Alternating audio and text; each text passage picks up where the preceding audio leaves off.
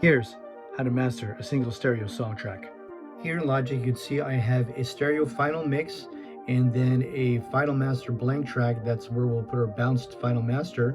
And we have another track here as a reference track to help us sonically know what we're going for. From that final mix track, it's being bussed to this first bus here, which includes areas of saturation, some EQ, and then some gain controlling. And then that goes to bus 2, which has some compression and also has limiters. Now, let's see how I use this on my final mix for this master. So the first thing I do is add saturation. What I've done is I've decided to use this Abbey Road J37 tape machine, and I'm actually using the Abbey Road default.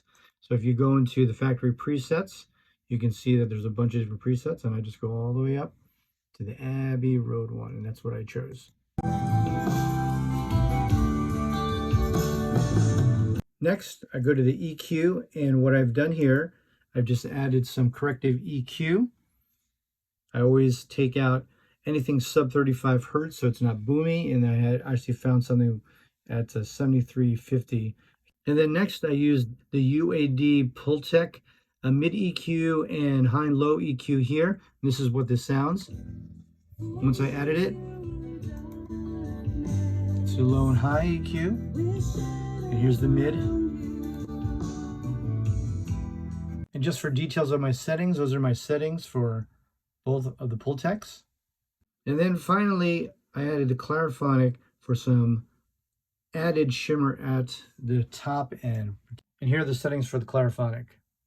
And then after all that, I did add the gain plugin, just to reduce it by 3 dB, just so we have some headroom as we head into compressing and limiting.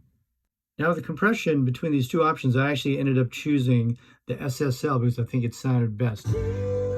So here we are, and let's add the SSL.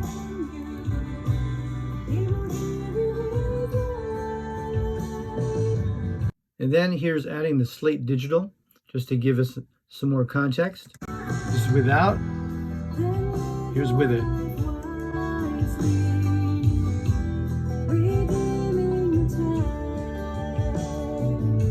And look for part 2 of how to master a single song.